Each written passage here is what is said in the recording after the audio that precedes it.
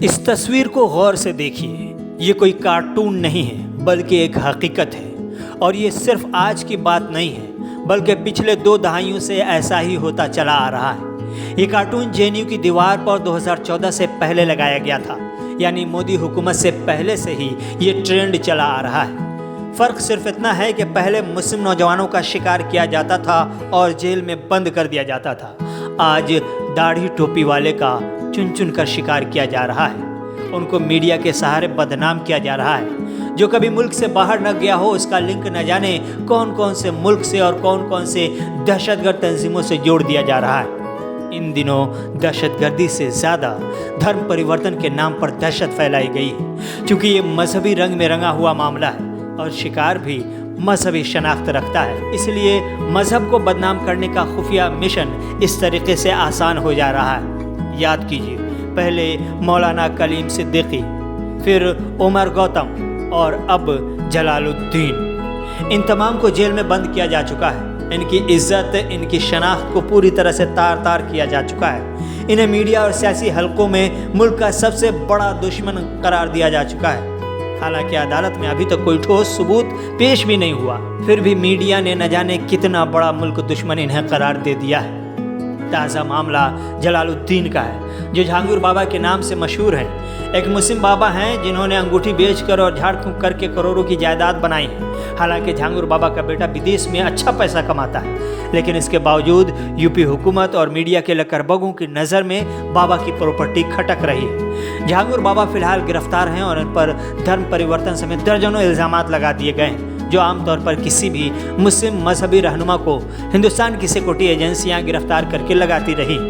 अब खबर ये भी आई है कि झांगुर बाबा दहशतगर्दी का कैंप चलाते थे और इसके लिए उनको बाहर से फंडिंग की जाती थी। इसके बाद मुंबई बम धमाका, मालेगांव बम ब्लास्ट का भी इन पर इल्ज़ाम लग जाए तो कोई बाइद नहीं, और ये कोई मजाक भी नहीं होगा।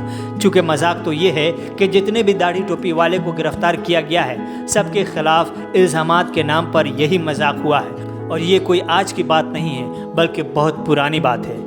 जेएनयू में 2013-14 में लगे इस पोस्टर को देखकर अंदाज़ा लगा सकते हैं कि ये खेल पुराना है और स्क्रिप्ट भी पुरानी है। झांगुर बाबा को गिरफ्तार करके न जाने कितने इल्ज़ामात उन पर लगा दिए गए हैं और हर घंटे इल्ज़ामात की तादाद बढ़ रही है।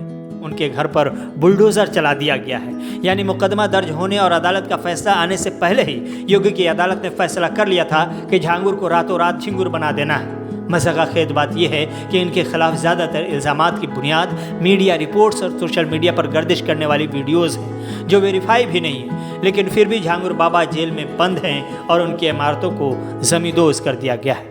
याद रखिए कि झांगुर बाबा का मामला कोई यूनिक नहीं है। पहले भी कई मुस्लिम मजहबी रहनुमाओं को इसी तरह के इल्ज़ामात का सामना करना पड़ा और उन्हें बरसों तक जेल में रखा गया, बगैर किसी हतमी फैसले के, बगैर किसी सबूत के।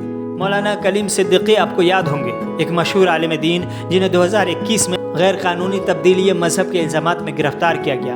उनके खिलाफ दावा किया गया कि वह ज़बरदस्ती मजहब तब्दील कराने की सरगर्मियों में मुलविस थे। 3 साल से ज़्यादा की मुद्दत गुजर चुकी है, उसके बावजूद उनका मुकदमा अदालत में ज़ेर इल्तवा है और कोई ठोस सबूत पेश नहीं किया गया है। उमर गौतम आपको याद होंगे, एक और आलिम जिन पर गैर कानूनी तब्दीली के इल्ज़ामात लगे हैं, धर्म परिवर्तन का इन पर इल्ज़ाम लगाया गया। इन्हें भी बरसों से जेल में रखा गया है और मुकदमा डीले चल रहा है।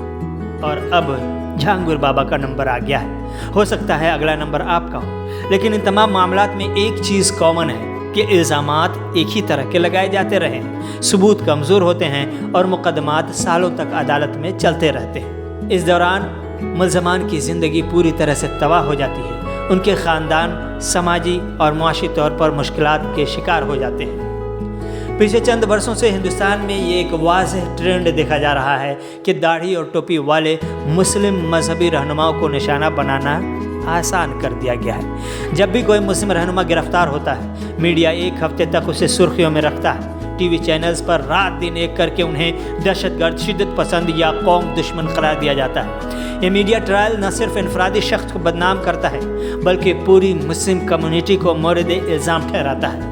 एक हफ्ता तक वावेला करने के बाद मीडिया अगले शिकार की तलाश में निकल पड़ता है। ये एक पूरी तरह से ट्रेंड बन चुका है, जहाँ ख़ास कम्युनिटी को मुनज़्ज़म तरीके से निशाना बनाया जाता है। इसके बरक्स हम ये भी देखते हैं कि यति नरसिम्हानंद जैसे भगवाधारी बाबाओं के खिलाफ कोई कार्रवाई नहीं होती।